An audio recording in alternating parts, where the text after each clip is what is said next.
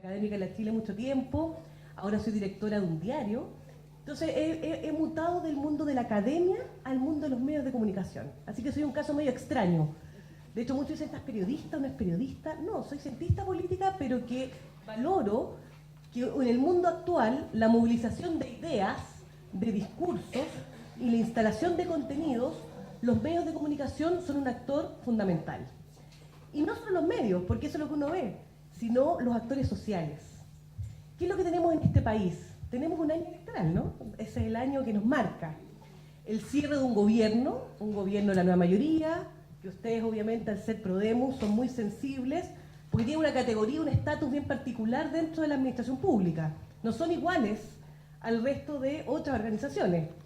Ustedes dependen directamente y son altamente sensibles desde el punto de vista de los énfasis, la toma de decisiones con respecto a los gobiernos que se ejercen.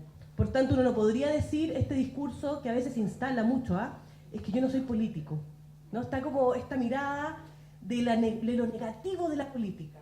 La política es ideas, es debate, es conversación, son relaciones de poder. La política se vive desde la cotidianeidad y también se expresa en instituciones, en modelos, sistemas. Y otra cosa es la política partidista, que también es válida, porque los partidos políticos sí son importantes. El problema es cuando esos partidos políticos no son capaces de canalizar las demandas y ser representativos de ciertos proyectos o ideas de sociedad, y cuando se produce el divorcio entre esos partidos políticos y la sociedad, se habla de la crisis de las democracias. Entonces es bueno de repente ir aclarando estos conceptos que a veces se instalan como que todo es malo, ¿no? Uno está como, de repente uno si mira también la televisión sobre todo, o empieza a mirar en los debates políticos tan precarios, donde lo que uno lo primero ve es la pugna de poder, pero no por ideas. ¿Qué es lo primero que uno ve? Pugnas de poder de personas que luchan, estos gallitos, que se dan ahora en un espacio muy amplio, que son los medios de comunicación y las redes sociales, que es el espacio que hoy en día marca muchas veces el Twitter, que es el 0,1% en todo caso. ¿Cuántos de acá tienen Twitter? 1, 2, 3, 4. ¿Cuántos tienen Facebook? Se nota la diferencia, parece, entre el tráfico que tiene Facebook y que tiene Twitter. Bueno, pero ese Twitter sí hay gente influyente, ¿no? De las élites, políticas, académicas. Y esos actores, entonces de repente ustedes ven noticias basadas en Twitter. Porque son personas que tienen cierto poder e influencia para instalar ciertos contenidos. O sea, estamos en unas condiciones de asimetría de poder importante desde el punto de vista de la información. Parto desde aquí, desde lo macro, de esta lectura política donde uno debería reflexionar, pero frente a este modelo, un Estado que lo conocemos, centralizado como el nuestro, aquí están las regiones, ¿no es cierto? Y donde las políticas públicas no tienen pertinencia territorial. La lógica se diseña en las políticas públicas, vamos a poner algunos conceptos, desde un saber técnico muchas veces, desde la lógica de la mirada metropolitana, y uno de los graves problemas que tenemos como diseño de política pública es la falta de pertinencia territorial. Entonces aquí hay gente de Aysén o gente de Arica que reconoce que las demandas, los problemas públicos son distintos dependiendo de cada territorio. Tenemos un problema histórico como país, desde el punto de vista de la calidad del diseño de las políticas públicas, donde hay un Estado altamente centralizado con baja capacidad de relacionarse y de canalizar demandas de los territorios. Entonces, ¿qué es lo que pasa? Hay mucha imposición y diseños de arriba hacia abajo, que a los más cursi o a los que les gusta el inglés se habla del top-down, ¿no? ¿Lo han escuchado en alguna clase de política pública? Entonces dicen de arriba hacia abajo. ¿Qué quiere decir eso? De que hay una alta exclusión de temas que quedan fuera. Hay una alta exclusión de personas que no son los que son influyentes porque no son los expertos o expertas. Y habitualmente esos expertos o expertas en política pública tienen ciertos saberes. ¿Cuál es el saber que más predomina cuando ustedes miran, cuando se analiza una política pública? La calidad. Se habla siempre de que, ¿cuál es la primera palabra que aparece? Participación, legitimidad o la palabra de los recursos. Impacto, recurso, la mirada economicista, ¿no? ¿Se han dado cuenta que Habitualmente, cuando se habla, te dicen, no, muy bonito tu discurso, pero aquí hay que ver, todo esto pasa por Hacienda, ¿no? Presupuesto, la DIPRES, la famosa DIPRES, ¿no? Que aparece como la mirada, la dirección de presupuesto. ¿Por qué estoy haciendo esta reflexión? Porque esto tiene que ver con una mirada también ideológica política que se ha instalado con respecto a cómo se evalúan o se miden las políticas públicas. Yo ahí tengo una mirada más crítica, porque sí, es necesario la mirada técnica, son necesarios, pero no es la única, ni puede ser tan predominante que excluya otras variables respecto al análisis de una política pública. Y ahí tenemos un problema más o menos estructural. Por ejemplo, el reajuste salarial del sector público. Ustedes no participan porque ustedes son sindicatos. Pero ese reajuste salarial, ustedes se han dado cuenta que siempre hay una frase típica que aparece cuando los gobiernos tienen que decir que no frente a la cifra que plantean los trabajadores. ¿Cuál es la palabra que siempre surge?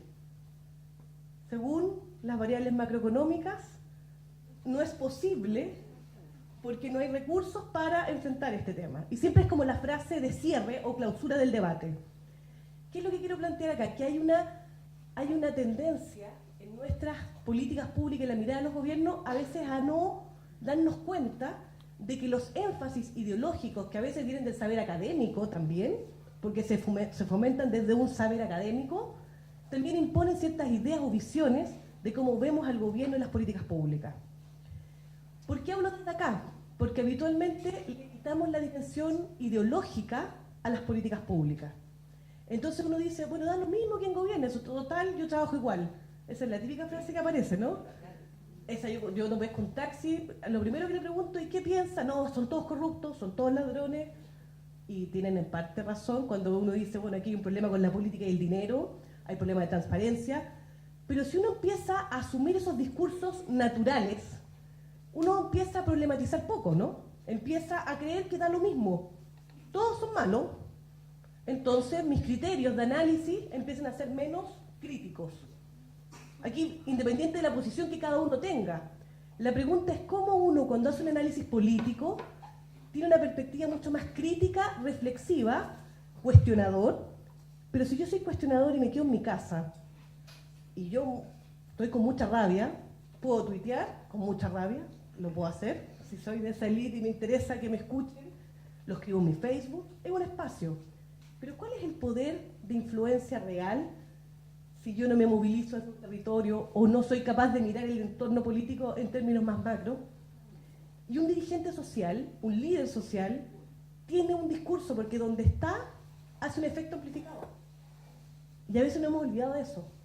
Y hay una discusión respecto también al rol de los funcionarios y funcionarias públicas, que desde la posición que ustedes tienen, el conocimiento y la posibilidad de llegar a territorios, cuando tienen que ir a una radio comunitaria, por ejemplo, en un territorio aislado, y pueden conversar con la comunidad, o instalar un contenido respecto a la mujer distinto, ahí dijo enfoque de género alguien, parece que está instalado el tema de enfoque de género.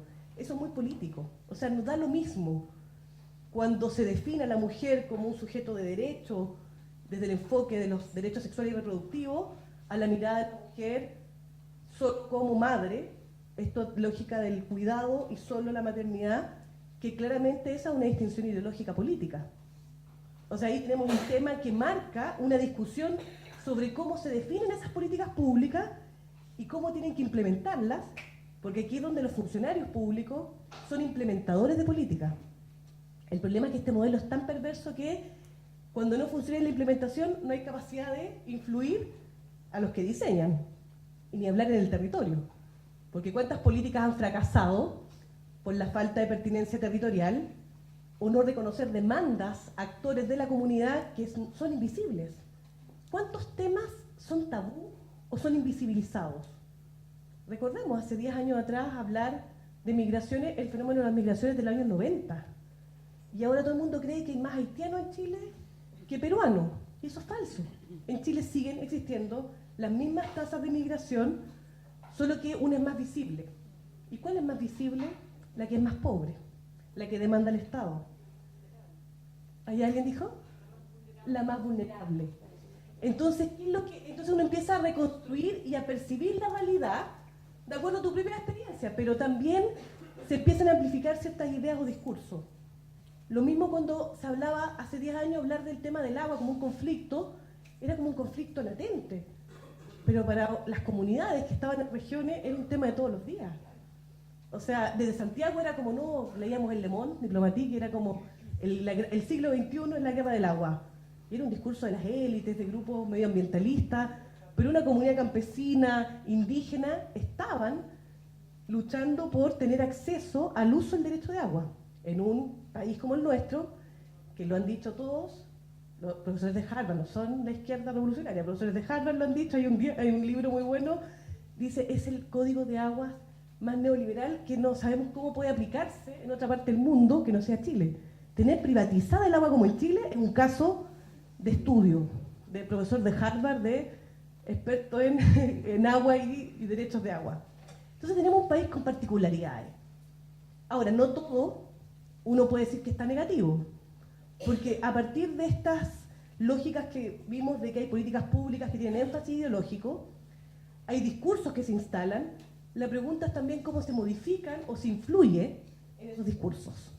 Y ahí donde los sindicatos, y aquí ustedes como líderes, porque de una u otra forma ya ha cambiado el estilo de liderazgo, ya no es el líder que va de los primeros y tiene que hablarle a la gente y decirle qué hacer. Hoy en día los liderazgos son distintos. Tienen que ver con la participación, con la credibilidad, que eso es lo más difícil. Estamos en una crisis total de credibilidad. ¿Se acuerdan el informe del PNUD que nos venían diciendo en 2008 las crisis de confianza? Y ahora con Desiguales, que yo creo que lo han visto, donde queda ahí la brecha salarial, que ya la conocemos, de las mujeres con los hombres, la discusión sobre la falta de políticas de inclusión a las comunidades indígenas, la ausencia total de una política que enfrente el tema migratorio. Esta semana apareció una ley que no conocemos mucho, pero viene desde la urgencia. Pero la discusión de la necesidad de estas políticas, la sociedad instala temas 10 años antes que el Estado y las clases políticas reaccionen. Esa es como una tendencia, ¿no? Hay como 10 años de desfase entre demandas que se instalan y la capacidad de respuesta.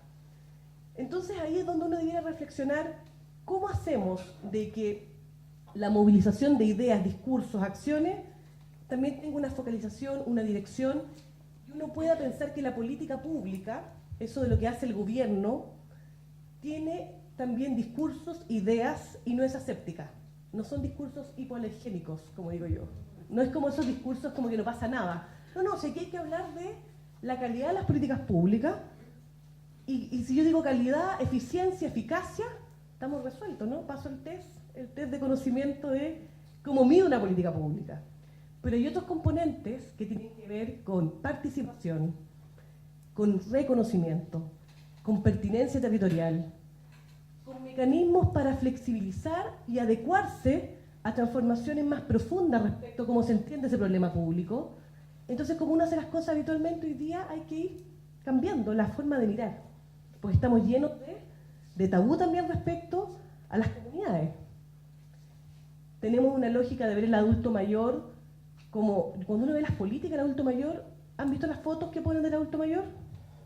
Bastón, si uno mira FONASA, o va a los consultorios, los CEFAM, son todos viejitos que se están arrastrando, están como asustados, y el adulto mayor hoy en día es un actor que está activo, que tiene un discurso político, que electoralmente es muy atractivo.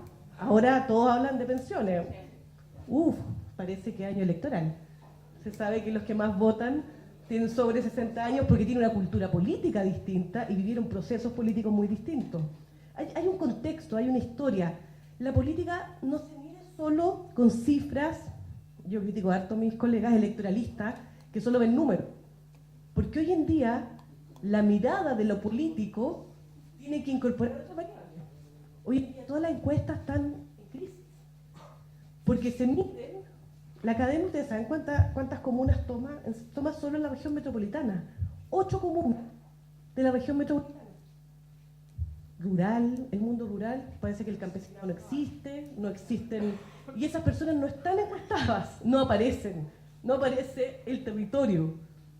Claramente que es súper atractivo verla, yo la miro, la analizo, me da material, sí, me sirve para un titular, pero en términos analíticos está representando a 8 comunas de la región metropolitana, muy distintas unas de otras, y hay muchos que no están. Entonces hay un Chile que uno desconoce también, desde la mirada de qué es lo que me quiere, ¿no? Todo el mundo quiere saber qué es lo que quiere la gente. Seguridad ciudadana aparece siempre, educación, salud, pero si uno mira todas las encuestas han estado en esa línea, no es nuevo. Pero seguridad ciudadana no es solo la mirada punitiva, la seguridad ciudadana tiene que ver con seguridades sociales también. Porque cuando uno a alguien le dice en un territorio, es que para mí una persona en una población te dice, para mí lo más importante es la seguridad, y es válido también.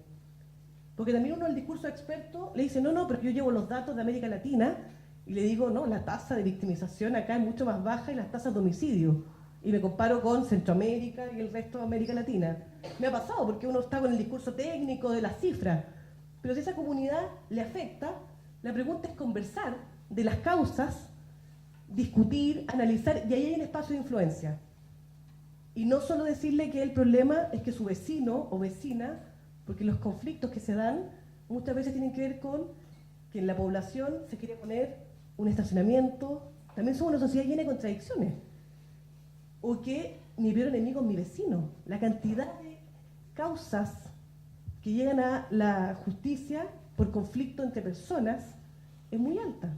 Cuestiones que se podrían resolver conversando con el otro, y eso también nos hace ser una sociedad que estamos permanentemente como en una contradicción.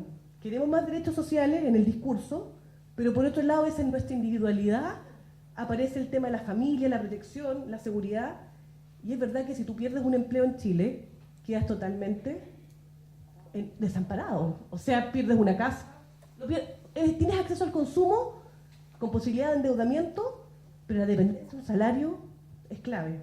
Entonces, eso es tener como sentido de calle, ¿no? Cuando se dice falta calle, falta reflexionar de cómo uno vive también en esta sociedad neoliberal, que siempre decimos somos neoliberales, sí, somos el paraíso del neoliberalismo para algunos en términos de modelo, pero también tenemos contradicciones, porque ese individualismo, ese exitismo, te genera que tú pasaste a ser muy pobre y te dicen, pero si ahora tú tienes acceso a esa ropa, bienvenido China, y uno tiene los plasmas y una serie de accesos, pero por otro lado tienes que pagar, y quieres pagar por un lado esa educación, porque crees que es de mejor calidad que lo público, porque se instalaron discursos también respecto a qué es lo que funciona y qué es lo que no funciona. Recordemos los años 90, el descrédito a todo lo que era el Estado. Entonces lo privado era bonito, era excelente, y hoy en día uno también va a una clínica o a una urgencia y están las mismas señoras esperando.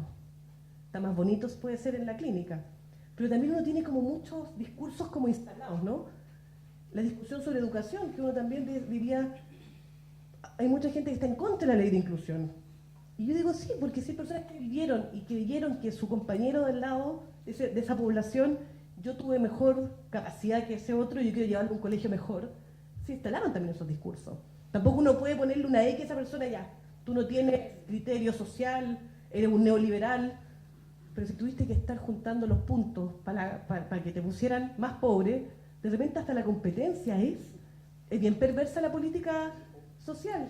Cuando tú tienes que ser más pobre que tu vecino para obtener los bonos y obtener la lógica de subsidio, entonces también tú asumes de que hay una competencia con tu pan. O si te fue mejor y ampliaste la casa, te sientes más exitoso. Y se producen ahí situaciones que afectan la convivencia también. ¿Y por qué hago esta reflexión? Porque eso es súper político. Cuando uno habla de elecciones o habla del análisis de las políticas públicas, también hay que mirar cómo nos relacionamos entre nosotros. Y a veces cuando uno está en un mundo académico o en el mundo de la administración pública, como que está en una burbuja. No todos, porque yo sé que ustedes hacen terreno, pero hay funcionarios públicos que tú les preguntas y te dicen, a mí me da lo mismo, despolitizados totalmente, o sea, da lo mismo, son todos corruptos, está bien, hay decepción, hay rabia, bienvenida a la rabia, bienvenida a la decepción, pero hay posibilidades también de tener una posición, porque si uno no tiene posición respecto a lo que ve, a lo que siente, termina siendo las ovejas, pues entonces tú te agarrean para allá, vas para allá. Entonces, la pregunta de fondo es, cuando uno quiere analizar un escenario político actual, primero leerse dónde está uno, sus territorios, sus propias reflexiones, porque hay individualidad también, obviamente, hay intereses propios, hoy en día una sociedad mucho más diversa en contenido, pero cuando hay principios o criterios que se tienen que definir una política pública que es para todos y todas, ahí es donde uno tiene que tener claridad. Por ejemplo, ustedes siendo parte de Prodemu, tienen todo un debate muy sensible con respecto al eje conservador con un eje más progresista, desde el punto de vista de la discusión última. Este es un país, ustedes lo saben, esta semana está marcada por ese debate. El día lunes, ¿no? Fue como un super lunes, porque este lunes fue el tema del Tribunal Constitucional, ¿recuerdan?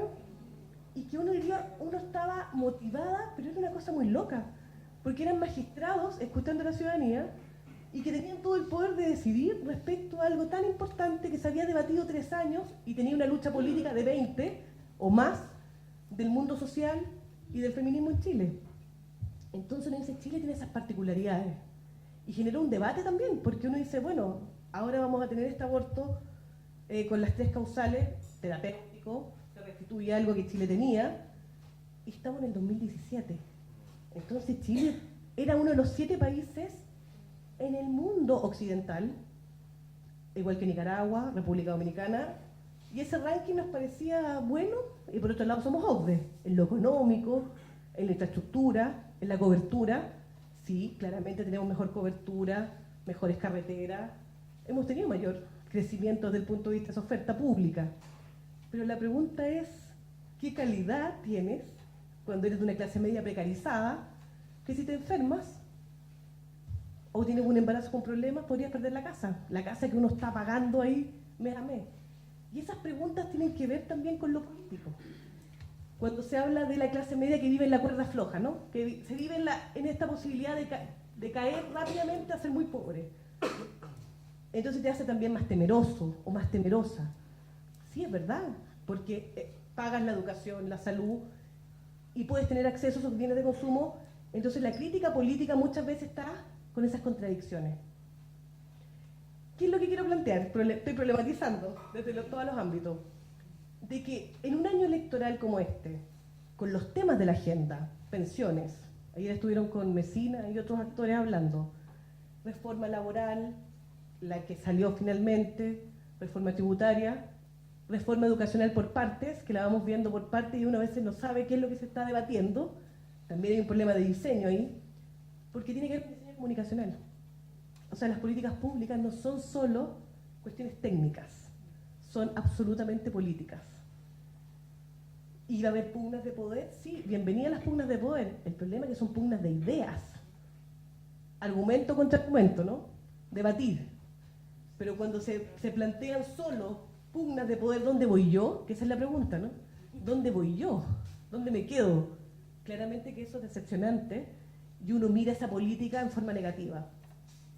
Entonces, ¿cómo uno podría reflexionar políticamente teniendo una posición y decir, no da lo mismo?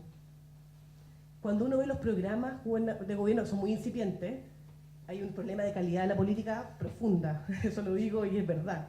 Son programas llenos de titulares nomás. Mejor educación, mejor salud, oportunidades para todos. ¿Qué más? A ver, ¿me parece? Es que como la farándula son comentarios. Por ejemplo, no hay análisis. Entonces aparece como el comentario de lo que todos sabemos. Se refuerzan ideas.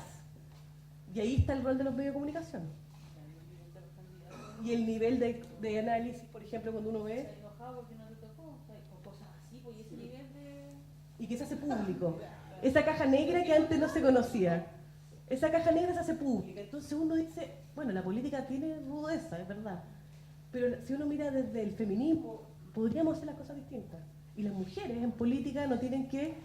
Uno esperaría, aquí ya una declaración más personal, que una mujer que ejerce un espacio de poder e influencia debiera ejercer el poder de forma distinta. Y eso es un cambio cultural. O sea, hay una tendencia a masculinizarse, a reproducir las lógicas del poder chico, porque uno pelea por cosas chicas, por pequeñeces. Y uno lo ve, ¿no? Las peleas que hay acá en el sindicato, hay algunas peleas, ¿no? Acá no. Hay conflicto de ideas, de debate. Me han dicho que no, no pasa nada. Pero, oye, ayer habló un buen vino. Siempre en los conflictos En los conflictos más emblemáticos es necesario un espacio informal de conversación. Son necesarios. Bienvenida la conversa directa, pero uno no tiene que destruir al otro, porque con ese otro te vas a volver a encontrar. Con ese otro que puedo estar en total desacuerdo, pero tengo la capacidad de respetarlo en términos, o respetarla en términos de que no comparto esta forma de ver este enfoque el otro, pero yo argumento contra argumento y me puedo divertir en ese ejercicio. Hay que pasarlo bien también. Pero eso requiere tener la capacidad de instalar ideas. Porque si yo quiero defender lo que yo quiero solamente y no escucho, no soy capaz de contraargumentar, no escucho, eso que parece tan simple, ¿no? Como típica curso de autoayuda, aprende a escuchar. Y que todos somos asertivos y empáticos, ¿no? ¿Se han dado cuenta cuando uno se describe? Habilidades blandas, asertividad, empatía y escucha activa. Pasamos el test de habilidades comunicacionales. Hay mucha gente que se declara elementos de la comunicación 1. Bueno, pasamos por todos esos cursos, me imagino. Esos son los cursos estrella. Pero no sirven para nada, porque seguimos reflexionando muy poco de lo político. Porque nos llevamos eso para la casa, ¿no? Me sirve para mi familia, me sirve para mi vida. Pero eso es lo más político que hay. Las políticas son conversaciones y son significados de palabras. Y además, luchas de poder. Eso va a estar. Si la lucha de poder no... Y estamos en condiciones asimétricas de poder. No todos los actores están en igualdad de condiciones. Ustedes tienen que negociar, cuando tienen que dar a conocer su posición, tienen que agruparse y hacer una acción colectiva, porque a nivel individual, o cuando se fragmentan, les sirve al otro actor. El sector público particular, fragmentado, funciona igual todos los años. Les dan los bonos por separado, el conflicto se traslada al Parlamento, se debate desde las posiciones de los actores dependiendo de los intereses o los cálculos más de corto plazo, y el debate sobre la calidad del trabajo, del empleo público, las discusiones más de fondo, quedan producidas algoritmos. Más o menos de 3 a 5, y es el gallito, ¿no? El gallito, pero que uno sabe que el que tiene el sartén por el mango siempre va a ser, en este caso, Hacienda, porque tienen que sacar la ley de presupuesto y tienen que negociar en octubre, noviembre. Entonces uno al final dice, ya sabe cómo va a terminar eso. Esa es una pésima negociación desde el punto de vista teórico. Pero ustedes como sindicato tienen otras habilidades y otro espacio. Con una reforma laboral con letra chica. ¿Ya? Ayer yo sé que estuvieron hablando de la letra chica. Está llena de elementos que hay que conocer y debatir. Pero la pregunta de fondo es, ¿cómo frente a esa estructura tengo la habilidad y la capacidad de proponer, organizar y hacerme cargo? Porque si digo que está todo malo, me voy para casa, ¿para qué soy dirigente? Bueno, que lo hagan otros. Y esos otros ya pueden llevar 20 años en el cargo, porque también hay una crítica de que no se suman nuevos líderes o dirigentes porque no les interesa. También puede ser que estén decepcionados de cómo han visto a algunos dirigentes ejercer el poder y la influencia en esos espacios de poder. Entonces hay mucha responsabilidad cuando se es dirigente. Un sindicato, cuando se habla del Chile que está abatido un poco, esta sociedad civil media muerta, post-90, ¿no? Los sindicatos son actores fundamentales del ejercicio político. Pero un sindicalismo que efectivamente tenga formación política, tenga perspectiva del contexto, tanto nacional como internacional. Porque no es solo conocer las demandas fragmentadas, porque eso le permite al otro negociador tener mayor capacidad de influencia, y pierdes el recurso por naturaleza en la capacidad de movilizar personas, ideas e información. Son como recursos prototípicos de los actores sociales. Los actores gubernamentales, cuando ya están en la toma de decisión, tienen la capacidad de tomar decisiones. Y el mundo empresarial tiene el capital de trabajo y los factores de producción, que uno lo sabe. Entonces cada actor tiene recursos para movilizar. La pregunta es cómo esos recursos tienen una estrategia, tienen un contenido y tienen la capacidad de resolver sus conflictos también internos. Porque eso es lo más valioso de una organización. Cómo genera mecanismos para ir madurando su proceso de propuestas y entender el contexto donde se mueve. Por eso yo partía de la mirada de, tenemos este escenario global, pero no hay que perder la relación con el territorio y los sentidos, esa subjetividad de la política.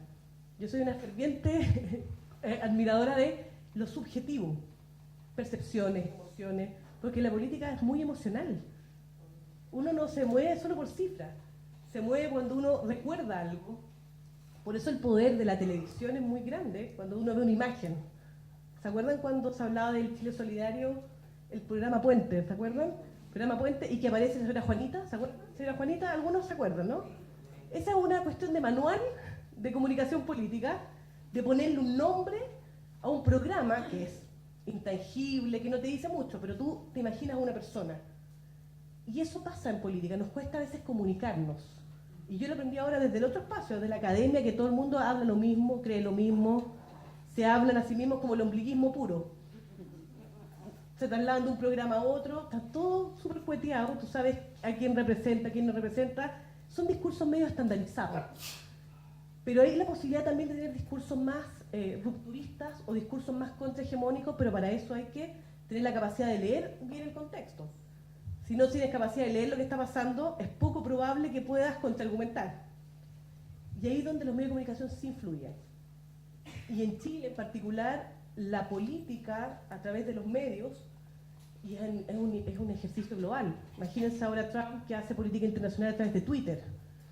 O sea, cuando amenaza a Corea del Norte lo hace a través de Twitter. Eso era impensable desde la lógica de la diplomacia, con las características de este personaje, y que se pone caricaturesco, ¿no? Pero cuidado cuando uno caricaturiza en exceso, porque uno pierde la capacidad de lectura también. Lo mismo pasa en nuestra política local. Uno tiene discursos sobre género, diversidad, y uno cree que son discursos que son aceptados, pero hay actores del mundo territorial que tienen discursos xenófobos, y eso existe, y eso lo vivimos, o discursos ultra religiosos, fundamentalistas. El mundo evangélico, más allá, con las diversidades que tiene, hay un grupo muy radicalizado, muy fundamentalista con respecto a los temas de género y también de diversidades sexuales, y que es muy fuerte en su organización territorial en el mundo popular. Eso existe en Chile también. Un comentario, sí. Sí, quería hacer un alcance. Me ha tocado observar, para mí, por ejemplo, el trabajo, era bien reacia a tener Facebook. Sin embargo, el Facebook para mí fue una herramienta muy necesaria, porque me di cuenta que las mujeres con las cuales trabajo, todas tienen Facebook. Entonces, muchas veces por un tema de teléfono no podía ubicarlas, pero le mandaba un mensaje a través del Facebook. ¿Cómo esta red social ha impactado a las mujeres y cómo las ha empoderado de alguna forma? Y como bien decías, como respecto a toda esta información que a ellas les llega, para mí la pregunta es, ¿qué tanto, o sea, quiénes son las amistades, por así decir, quiénes son, cómo la información les llega a ella? Para mí es como un estudio bastante interesante, y cómo estas mujeres se empoderan también, bien o mal, pero yo creo que las ha impactado esta herramienta. Yo había presentado el tema de las redes sociales. Bueno, Facebook sabemos que hay un dueño, que es Mr. Zuckerberg, y hay un buen negocio. O sea, todos nuestros datos los tienen allá en Silicon Valley, están. Pero tiene una variable que uno no puede dejar de mirar. O sea, la posibilidad, las alternativas de oportunidad que hay a través de un espacio tan masivo. Todo el tráfico se hace a través de Facebook. O sea, como herramienta política, de convocatoria, de instalar contenido, es muy útil. Hay que reconocer que todos esos datos también uno tiene una dependencia absoluta a una empresa. Eso no es algo ingenuo, pero sí tiene la capacidad de ser muy masivo. Y en Chile en particular, la masividad en lo popular que tiene Facebook es muy relevante, a diferencia de Twitter. Hay una diferencia ahí de clase, de posición social, que es muy fuerte entre Twitter, que va cayendo. Twitter hoy en día tuvo su pic, ahora va... Lo que crece más Instagram, que tiene que ver también con la imagen, la cultura selfie. Los chicos de 16, 17 años tienen cultura selfie. No es Facebook, es Snapchat, es Instagram. O sea, el tema generacional acá también empieza a mover también cómo uno se comunica. Y eso es muy político, ver los espacios de acción. Entonces, cuando uno plantea este tema de los medios de comunicación, las redes sociales, tienen ventajas y desventajas. También empieza el discurso de la posverdad, ¿no? Parece que ahora también por Facebook llegan todas las noticias falsas que se... Sí, a esa discusión iba. Y empiezan como esta gente come guaguas, no sé, esta gente mata guaguas, hace fetos, no sé, con crema. Bueno, todas esas cosas que hemos visto en los últimos discursos, pero que hay personas que le dan valor Y eso existe, o sea, la cuestión de negarlo, yo creo que también hay que hacer una autocrítica a aquellos que tenemos ciertos discursos elaborados, una autocrítica de no saber leer qué le pasa a ese otro con esa información, porque uno lo ve como, pero ¿cómo va a pensar eso? O sea, esto es ridículo, ¿no? Uno ridiculiza, y eso creo que también es un error profundo como sociedad, porque tenemos mucha desigualdad en una educación de mala calidad y una desigualdad estructural en Chile. Entonces la pregunta es hacernos cargo, más que decir qué terrible, hacernos cargo de qué pasa y cómo uno puede influir con contenidos, por ejemplo, frente a esas informaciones. Y eso tiene que ver con un ejercicio político, profundamente político. Yo te quería hacer una consulta y agradecer tu exposición porque nos hacía mucha falta tener este análisis de una mirada más macro y desde el punto de vista político las contradicciones que vive la sociedad. Quería hacer una pregunta, que es la siguiente. En el contexto que nosotros nos movemos, aparte de ser un sindicato fuerte que está a nivel nacional, tenemos una herramienta pero poderosísima. Nosotros tenemos acceso directo a capacitar y educar a las mujeres más vulnerables de este país. Entonces somos actores y gestores de cambio y líderes de opinión. ¿Ya? Y como sindicato, sí, tenemos un sindicato fuerte, pero también nos falta analizar todo esto que tú estás planteando, por las contradicciones que vivimos como sociedad. O sea, con políticas públicas de muy mala calidad, como te decía, con falta, me entendí, de las diferencias que hay en este territorio tan vasto y diverso, con pocos recursos para tratarse una institución que trabaja con mujeres. Entonces, ¿cómo darnos tú más elementos desde las ciencias políticas? Porque suponte si vemos desde la escala que tiene Rihanna Adler, el grado de participación lo pasamos, me entendí, de nivel 2 de terapia. Entonces eso no es casual, y nada es casual. Entonces, ¿cómo nosotros, desde esta mirada más crítica de la sociedad, poder tener más herramientas para ir rompiendo los patrones de dominación que hay con esta posición estratégica que nosotros tenemos, me entendí, en este momento que es tan decidor para nuestro futuro? Gracias por la pregunta. Bueno, la idea es que vayan viendo estos comentarios y así vamos haciendo más diálogo. Lo que tú estás planteando, creo que acá en este ejercicio es fundamental. ¿Cómo diseñar una estrategia? Porque primero hay que pensar, ¿no? Hay que darse, es como el darse cuenta y desde ahí pensar una estrategia de qué programa estamos entregando. De repente esos programas son muy del deber ser. Habitualmente uno llega como la lógica de la capacitación es muy tradicional. ¿Cómo cambiar metodologías para problematizar y que tampoco el otro sienta que uno lo está adoctrinando? Hay que tener mucho cuidado entre adoctrinar e imponer una visión como se hace partícipe desde las vivencias. Yo creo que esto que hemos perdido mucho del aprender haciendo y el saber significativo, que era tan importante en la educación popular. Paulo Freire, que queda ahí olvidado, que ahora usted sabe que en Brasil lo están prohibiendo en la escuela. Hay movimientos que dicen escuela sin Paulo Freire, porque lo dicen que es un comunista, que no sé qué. Eso está pasando en Brasil. Y uno a veces se olvida también de que también hay instalaciones, estos discursos conservadores que no son solo acá, son transnacionales. Hay organización, hay que mirar más. Y pongo este ejemplo porque es volver uno a ser más facilitador de procesos que ser el que lleva el conocimiento. Yo siempre me he burlado, y lo he dicho con gente que va del tema de las drogas, ¿no? Que va a una población con una chaqueta que es como la PDI. Ya tengo un problema, ¿no? Que llegue la psicóloga con una chaqueta a hablarme en contra de las drogas, en una población donde toda la comunidad, la economía informal y el proceso se ha dado a través de las drogas, entonces es poco creíble. O que uno llegue desde un saber académico, universitario, a dar la charla sin conocer a los líderes, la realidad local. Hay una serie de procesos que son a veces de olfato, de sentido común, que uno las tecnifica tanto y estamos con tanto indicador también. Se me han olvidado los indicadores y el Excel de los indicadores. Indicadores y meta. Entonces, ese discurso de la eficiencia, la eficacia, que tienen que haber, bienvenidos los indicadores y las metas, pero tiene que ir de la mano con una planificación que tenga que ver con las personas y sus vidas. Que aunque parezca obvio, pero eso puede cambiar el foco del impacto que yo puedo tener en una capacitación.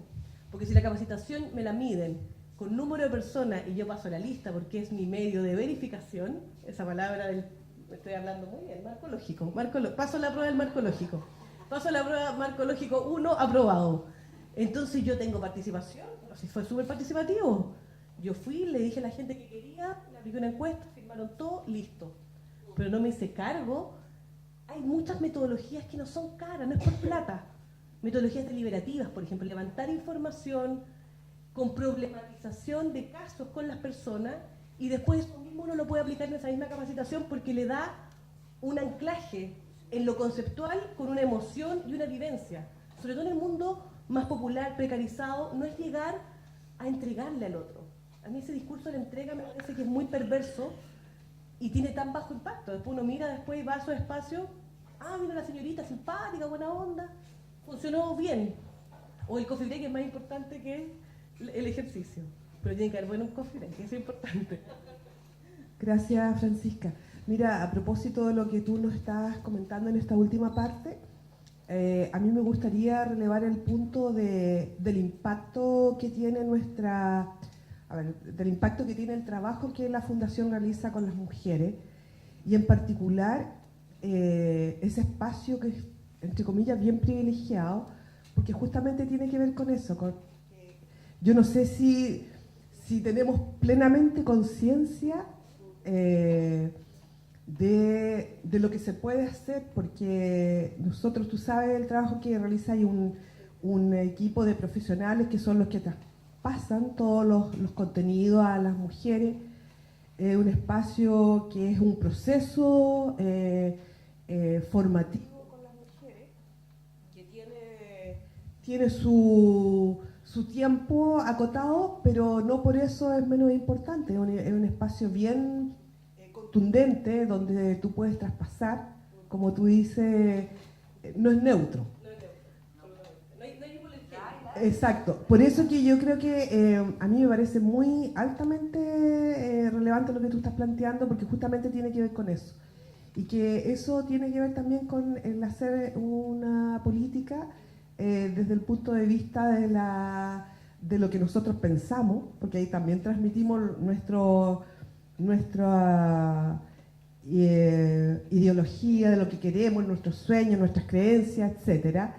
Y a mí me gustaría también que eso fuera reconocer eso, yo creo que también nos permite a nosotros avanzar. Y también señalar que si bien es una fundación que trabaja con programas, también está un espacio que es súper flexible para adecuar e incorporar e introducir contenido, formas, valores, ética y todo lo que hoy día nosotros estamos en cuestionamiento. Eso nada más. Muchas gracias. Bueno, usted en este proceso de conversación uno empieza a ver esos espacios que son los espacios que no son tan dominados, porque el programa es tan cuadrado, pero hay espacios del mundo del trabajador público que tiene posibilidad de alto impacto en un espacio que uno no lo ve, que no está en el manual de cargo, ni en la descripción de funciones, porque a veces me ha pasado que hay trabajadores públicos que están como cuadrados así, porque el modelo también, desde los 90 a la fecha, también ha sido de mucho adoctrinamiento, ¿no? De cómo debe ser la gestión pública, la nueva gerencia pública, que trajo todos estos conceptos que sí son necesarios, bienvenido para la evaluación, pero el problema es cuando se pierde el sentido del para qué. De repente la pregunta es ¿para qué? El otro día hablaba con médicos, me invitaron de la Posta Central a hablar de los medios de comunicación y la salud, y fue muy urgenciero, me decían, no, aquí a nosotros nos gusta que vengan así los peores casos, y yo decía, ellos están en una lógica de la competencia de cuál va a ser el caso que van a poner en su agenda el urgenciólogo, y dejaban votados a los de mediana gravedad porque no les interesaban, andaban buscando operar.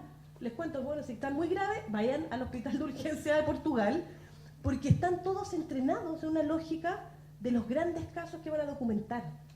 Y ahí les dije, ¿y cuál es el sentido de un hospital de urgencia? Hay dos en el mundo, Chile y Maryland. No hay otro hospital de urgencia pública. Ahí lo aprendí con ellos.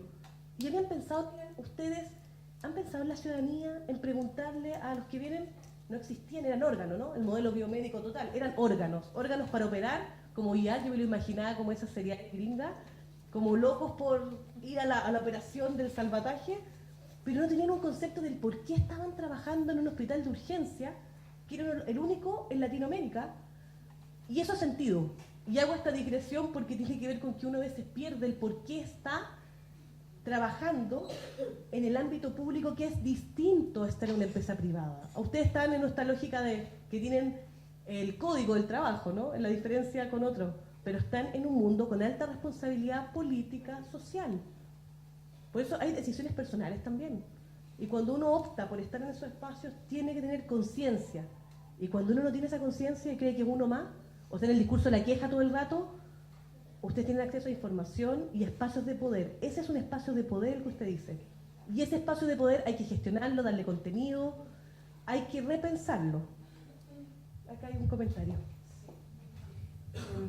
Yo lo que quería decir es que lo que tú estás señalando tiene que ver también con lo que es el PRODEMU, los contenidos y lo metodológico que debería hacerse cargo de la institución independiente que nosotros somos trabajadores. Tú, por ejemplo, deberías estar en un espacio formativo para preparar a las personas que vamos a terreno, ¿ya? O para ampliar la mirada, porque esto, tal como tú señalas, tiene que ver con algo muy personal.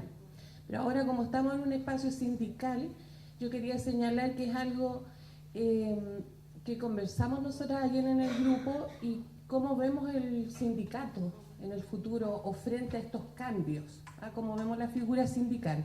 Y precisamente ayer yo señalaba que es importantísimo que como sindicato podamos incidir en los contenidos de la fundación, ¿ya?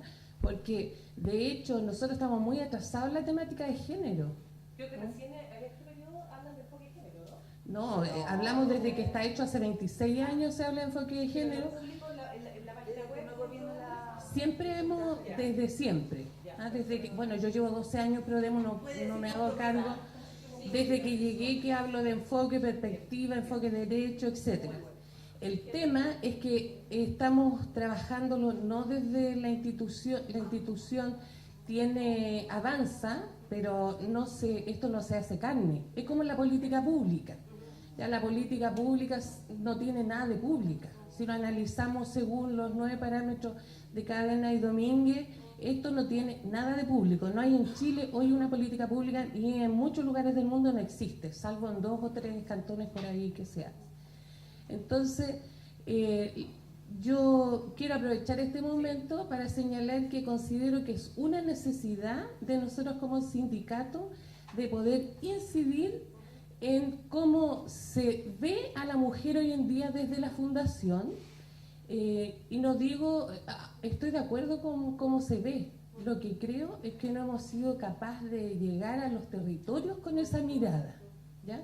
¿Por qué? Porque la institución va avanzando, o sea, aún no hemos llegado a otro espacio como sí se hace a nivel globalizado. Sin embargo, lo que se hace, y como decía Patricia aquí, nosotros antes que tú llegaras o si estabas atrás, que nosotras somos mujeres igual a las mujeres de los talleres, ¿ya? Y con las mismas necesidades y con los mismos intereses. Sin embargo, no estamos mirando, y yo ahí me aferro a la teoría de desarrollo humano de Magnef, Oppenheim y Lizalde, que no estamos apuntando a entregar reales satisfactorias a las necesidades y estamos solucionando parches. Y bueno, es mi real deseo de que dentro de este sindicato tengamos una mirada más amplia y vamos a construir satisfactores y sinérgicos. No que apunte algo, porque esto del género no es algo puntual, no es un tema de mujeres y hombres, es un tema de humanos. Somos seres humanos. Entonces yo creo que podríamos aprovechar toda esta herramienta para poder, porque ahora lo que estamos hablando es de cómo vamos a hacer la pega en el territorio. Y lo que desde mi punto de vista es cómo nosotros, porque no todos van a los territorios las personas que están acá, no todas y todos vamos a los territorios, y a veces también desde el trabajo en oficina hay un desconocimiento de lo que se hace porque no hay un sentido, no hay una mística respecto al tema. Entonces a mí me gustaría abrir ese espacio no contigo ahora, por supuesto, pero aprovechar la oportunidad de que tomemos esta herramienta, y lo he hecho todo el rato, tratar de invitar a que vamos un poquito más allá. Si hacemos un FODA como institución, tenemos, digamos, fortaleza, pero también muchas debilidades. Y no creo que tan solo sea el PRODEMU una de las debilidades, digamos, para el desarrollo de las políticas públicas a nivel de los mandos medios, son cómo se eligen a a los directores de servicio o a los CEREMI, a toda la institucionalidad pública. Y yo creo que el sindicato debería fortalecernos tanto también, porque hemos tenido muy mala experiencia. Bueno, han habido buenos, pero muy mala experiencia que generalmente los que llegan a directores de los servicios más medios son brokers políticos. Entonces yo creo que el sindicato ahí también tiene una labor, digamos, para poder mejorar la calidad de las políticas públicas. Uy, varios temas. Voy a tratar de cerrar, porque plantearon dos conceptos, me parece muy interesante. El trabajo del territorio, el que diseña, el que está en la oficina o el que está en otro espacio, son distintos espacios de poder también influencia, y la idea es que conozca lo que hace el otro. A veces en las organizaciones tenemos tan fragmentado el ejercicio del trabajo, entonces están los de oficina, los de calle, los que hacen esto, y no hay lecturas comunes. Y yo creo que ahí el sindicato es un espacio natural donde ustedes deberían instalar macro contenidos que les den anclaje con respecto a qué es lo que quieren ser como institución. Yo creo que hay una oportunidad. Hay cuestiones institucionales que uno no puede modificar. O sea, la selección de la dirección pública, por un lado, que sabemos que dirección pública llegan los tres, hay uno que es más cercano y queda, y que son de exclusiva confianza, y que esos brokers a nivel regionales son los que trabajan para un diputado, un senador que tiene cierto poder e influencia. Los territorios viven esas pugnas de poder, que a veces no se pueden ver entre un parlamentario de la misma coalición y que puede obstaculizar una gestión, una coordinación. Esas barreras no las podemos controlar, pero sí podemos influir, leerlas, saber leerlas, y eso es lo más importante, porque al saber leerlas, tú tienes capacidad de... Esa es la lectura política. O sea, un funcionario público debe tener lectura política. Dicen, no, somos técnicos, no políticos.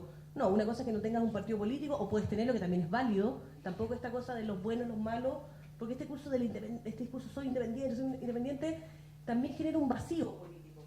Porque más allá de que uno no puede tener una militancia que lo represente, uno tiene ideas, tiene posiciones, tiene valores que quiere destacar, y eso es parte de la política, y bienvenido eso.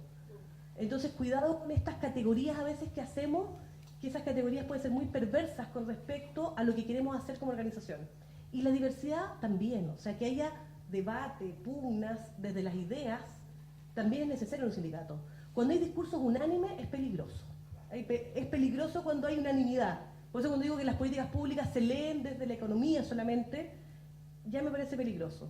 O se definen conceptos y dicen, no, esto es un problema de semántica, no, los significados en política fijan posiciones.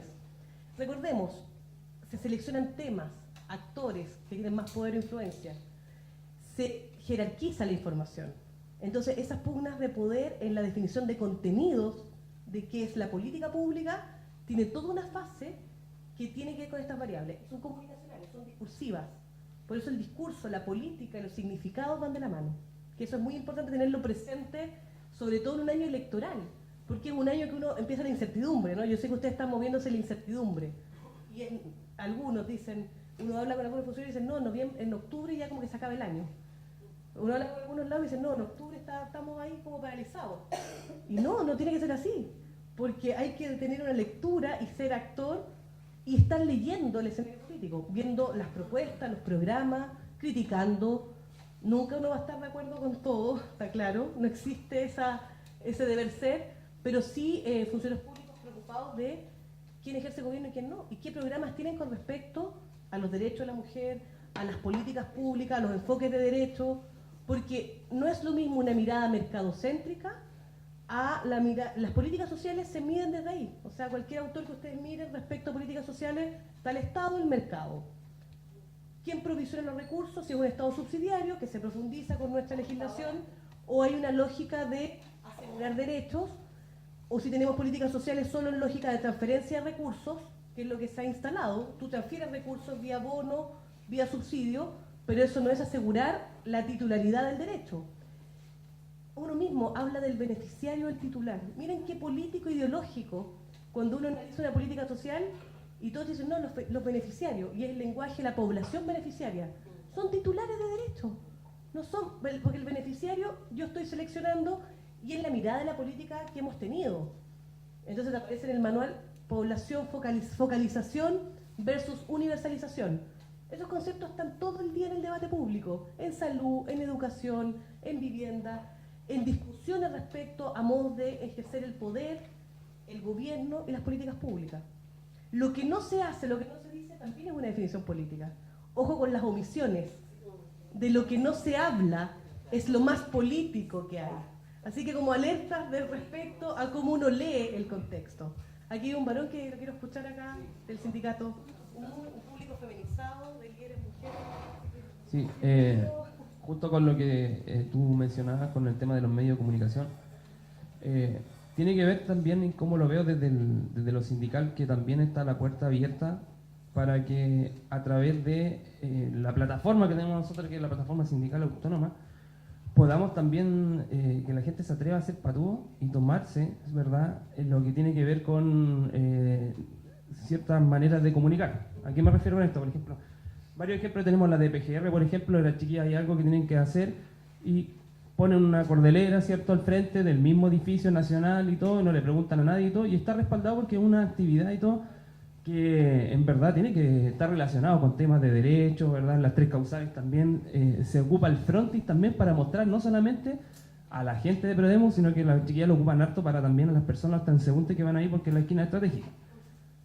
Desde ahí que también esto mismo se puede hacer en regiones. ¿A qué me refiero? Que los medios de comunicación a veces están, pero ¿qué nos da temor a veces utilizarlo? ¿Qué nos da temor a veces de poder decir ya voy a quizás mandar un correo, porque nosotros tenemos un correo abierto sindical en el cual cualquier cosa que llega con copia a todo puede ser una información, puede ser algo, pero ese canal lamentablemente nos gustaría que se ocupara más y se podría generar como algo si alguien quisiera compartir algo a través del Facebook también, que si bien una plataforma de imágenes y algo más, nos podría mandar algún tipo de actividad, nosotros la difundimos todo. Pero esos mecanismos, como son el correo, como son el Facebook, como son ocupar las fachadas o los frontis de las mismas oficinas, alguien podría decir, bueno, pero a mí me pueden decir que no lo haga, voy a tener problemas con mi directora. Para eso está el sindicato, para eso una directiva de entender que ese espacio también, así como de la institución, también es sindical. O sea, es parte de. Así que, más que nada, esto es como una invitación, ¿verdad?, a que se pierda ese pudor, podríamos decirlo, ese miedo. O puede que no sea así, quizás yo me estoy pasando el rollo, pero quiero entender por qué no se hace, o quizá, no sé si a lo mejor se ha hecho y ni siquiera lo hemos visto porque como somos un territorio largo, quizá hay mucha gente que está haciendo muchas cosas y no lo podemos saber porque se queda en la región, así como decía la compañera de allá del sur. Entonces, tratar de ocupar esos medios de comunicación para comunicarnos. No solamente que sea como cascada, ¿cierto?, la información de que nosotros mandamos algo y sea como unidireccional nomás. Nos encantaría también recibir muchas cosas nosotros, propuestas, ideas constantemente, porque sabemos que aquí hay gente muy, muy creativa y que pasa algo de que no podemos diferenciar muchas veces, aquí se ha dado lo mismo que están hablando las compañeras, lo que es sindicato de oferta programática, va de la mano. Porque nosotros, hay otros sindicatos que hacen pan, por ejemplo, y cuando se juntan sindicalmente no se ponen a conversar de cómo hacen pan, o sea, se ponen a hablar del tema sindical porque eso es una separación, no es un producto.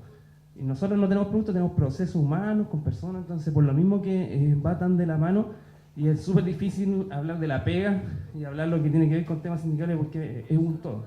Entonces, insisto en que la fachada, los frontis, Concepción estuvo repartiendo volantes hace como un año atrás, también allí se tomó la esquina, la calle, y para eso un sindicato, y eso no hay que pedir permiso, o sea, claramente se puede informar que se va a hacer algo, pero no tener miedo de que por eso me puede llegar una sanción, me pueden decir que no, me pueden despedir. Y la persona que lo haga o que restrinja eso, va a tener que también, por eso hay una directiva que tiene fuera y todo, y va a tener que hablar y tratar de, tiene que, algo muy importante, democratizar todos los espacios también del Prodemo, y las personas que tienen jefatura y no lo entienden, van a tener que entenderlo si vienen llegando, porque nosotros tenemos que poner esa base de la manera como se hacen las cosas acá. Eso. Disculpa, más que nada para apoyarte un poco en esto de la retroalimentación que debe tener el sindicato con sus integrantes. Parte mucho por el reencantamiento que debemos nosotros estar haciendo constantemente a las personas que ya están mucho tiempo, a las personas nuevas. Yo soy nueva, digamos, acá, porque no. 5 años en la fundación nomás, muy jovencita. Pero me reencanto con el mensaje que ustedes nos entregan. Porque de mis compañeros, yo puedo tener mucho de lo que yo he escuchado, que venimos a una asamblea y luego el mensaje que entregamos ahí adentro es el poderoso, el que reencanta a la gente de ahí. Entonces, muchas veces te pueden decir que, pucha, yo fui pero no pasó nada porque mis compañeros luego no estuvieron conmigo, no me apoyaron, no me siguieron en este momento, ya en el que estoy acá. Entonces yo siento que va a depender del mensaje que como directorio le va a hacer a la gente. El mensaje es el poder. Y de ahí va todo de la mano. De ahí vas a encontrar que se van a tirar lienzos, que se va a defender la posición del trabajador y ese mensaje vamos a ser capaces de transmitirlo después a las usuarias, que ya no se dice usuarias, a las cuales trabajamos. Entonces va a depender de esto, de cómo nosotros llegamos, pero con un lenguaje muy de acá. Muchas gracias. ¿Comentario ya? Silvana. Francisca, la presentación que estás haciendo, bueno, a mi juicio es muy oportuna al momento que estamos viviendo como organización y como institución. Realmente es necesario, creo, de lo que conozco acá a mis compañeras, fijar posiciones. Esa lectura que tú planteas como un segundo momento, pero abrirnos a la conversación en el sindicato desde una postura, desde la confianza y la posibilidad de hacerlo aquí, conversarlo acá, opinar sobre lo que ocurre, pensando en que la política pública que ejecutamos también marca nuestras condiciones laborales. O sea, es algo que va de la mano. La postura que aquí tomemos o cómo miramos la política pública y la política al interior del sindicato va a determinar la manera en que vamos a vivir el trabajo en los próximos años. Entonces, de ahí la necesidad de abrir un poco la mirada al sindicato saliendo de lo doméstico, que es lo que planteaba Joaquín, y situándolo en este espacio más amplio. Entonces, de ahí me pareció fundamental el trabajo que has hecho problematizando estos temas y claro, en la medida en que sigamos avanzando en la jornada y fijemos estas posturas y ojalá construyamos acuerdos, porque claramente, y que bueno, acá no es unánime, tenemos diferencias. Sí, súper bien, y no vamos a lograr estar 100% de acuerdo quizá en algunos temas, pero sí podemos construir acuerdos que nos permitan tener una mejor también posición respecto de lo que va a ocurrir en las elecciones y el escenario del próximo año. Gracias por la invitación.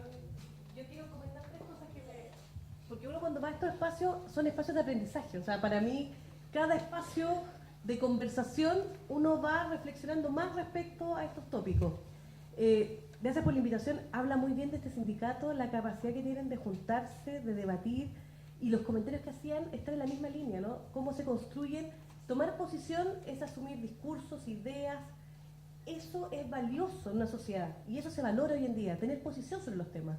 Yo estoy a favor de esto por A, B o C, que es muy distinto cuando yo tomo posición en la lógica del juego de que yo no me muevo de mi posición y de quiero imponer, que eso es lo más antidemocrático, porque todo el mundo habla de democracia, ¿no? La noción de democracia la tenemos en un concepto así como etéreo. La democracia tiene que ver con que hay espacios para debatir, para deliberar, y si no llegamos a acuerdo está otro mecanismo que se llaman votaciones, que significa que uno llega a ese espacio, pero después de procesos de conversación, análisis, y las elecciones también tienen que ver un poco con eso, ¿no? Y con la discusión de fondo del uso del lenguaje. Cuando dijo usuario, acá hago palabras, no, ya no se ocupa usuario, antes hablaba de cliente. Miren lo sensible que es la selección del uso del lenguaje con respecto a posicionamiento ideológico. Los 90 hubo el management así duro, planificación estratégica, misión, visión, clientes. ¿Quiénes son esos clientes? Aplicando el modelo de empresa privada y ocupando el mismo lenguaje, porque uno puede tomar lo mejor de uno, que tampoco están distintos en algunas cosas, pero hay una naturaleza que es distinta, un sentido, y eso es muy ideológico. Cuando alguien dice, no, esto no es político, es muy ideológico decir que no es político. Cuando alguien te dice, yo no soy político, es el más político de todos el que te está diciendo esa frase. Ojo con eso, yo soy neutral, no, yo soy objetivo. En la academia, ni siquiera en la ciencia, cuando uno hace un paper, tú pones ciertos autores y tú tiene una tendencia, y uno instala el saber académico, es lo más político que hay. Entonces cuando a mí me llegan todos de la misma escuela de economía y estudian lo mismo, eso es formación de cuadros, se llama así aquí en todos lados, y tú sabes que vienen con este enfoque y van a influir. La cuestión es cuando tienes poder de influir y que esa influencia sea real. Y si todos estudiaron magíster en políticas públicas, yo hice en la Chile, así que hablo con autoridad, y todos tienen el mismo magíster, hablan todos lo mismo, es problemático. O sea, algo pasa ahí. Tengo sospechas con respecto a esto. Entonces me llega toda la escuela y uno cae en la trampa, ¿no? Oye, dime, ¿quiénes son tus burócratas? Me acordé de Villegas. ¿Quiénes son tus burócratas? ¿Quiénes van a ser tu equipo? Economistas, doctores, Harvard. ¿Dónde tengo los de Harvard, los de Chicago? No, había un académico que decía, ¿por qué en Chile todos tienen que estar en Harvard? Había un académico que vino acá a Chile y son los de ahí más de la clase, no son los mejores de la clase, pero si tiene doctorado en Harvard en Chile parece que algo pasa con economía en Harvard, ¿no? Entonces cuidado con eso, ¿no? Y hay burlas de otros actores, pero se instalan, son instalaciones discursivas y tienen que ver con posiciones de poder e influencia. Entonces, ojo con el lenguaje, la construcción, y que la política pública tiene un componente técnico, pero es total y absolutamente político, discursivo, y es la discusión que ustedes van a dar. Así que hay muchos debates que yo sé que tienen que llevarlos a la acción, ¿no? Que esa es la pregunta, porque podemos estar en la reflexión, la pregunta de fondo es cómo después todo esto que han visto desde ayer, hoy día, lo llevan a un trabajo de pares, que eso es lo más bonito, o sea, trabajar con los pares, y donde a veces entran los mayores conflictos. Trabajar con tus pares es un espacio de acción muy potente, porque ustedes son irradiadores o amplificadores de discurso o política, ya sea con las comunidades o dentro de los territorios con la propia organización. Y lo segundo, la capacidad de tener claro qué es lo que quiero hacer también con mi proyecto de vida, porque uno en lo colectivo también tiene sentidos personales. Entonces volver a preguntarse por qué son dirigentes, por qué están acá, por quién van a votar, por qué no van a votar, o por qué decisiones van a tener, pero ser actor y no un sujeto que solo observa sin reflexiones y propuestas, que eso es lo que uno busca en este debate del día a día. Así que muchas gracias, los invito a leer el diario El Desconcierto, que era como directora de un diario, y ahora me acordé de algo, pueden mandarme cartas o columnas, porque ese es un espacio movilizador también, que es muy fuerte en redes sociales, así que ahora viene mi invitación, por eso yo de la academia dije, en la academia no lee nadie los 10 pelagatos y que me tienen 2 años esperando, y uno se pone una amenaza, ¿no? Esa es la ventaja que tiene Facebook o Twitter, de que desde los trabajadores sociales, cuando la Teletón no lo cubre nadie, ustedes saben que el sindicato Teletón lo tomamos nosotros, lo tomó Cooperativa, recién están hablando, porque los auspiciadores, por eso el poder de los medios es tan importante, quien pone las lucas, pone la música, y hay temas que no se hablan, por ejemplo Home Center, cuando no lo tocó ningún canal de televisión, porque en todos aparecía Home Center, ojo que siempre el poder, por eso es tan importante, ustedes creen, no se gana plata con los medios de comunicación, se gana poder, influencia, idea, es un poder abstracto mucho mayor, por eso los empresarios, cuando Luxi dice es muy importante tener más medios, está pensando muy bien el modelo desde el punto de vista conceptual, es un empresario que sabe leer el escenario de los medios. Así que la invitación está para que los dirigentes escriban cartas, columnas, ser actor público, y la verdad es que se viralizan en redes sociales y es un espacio donde uno puede ser más amenazante o más disruptivo y verlo como una oportunidad. Así que también los invito a eso. Así que gracias por la invitación.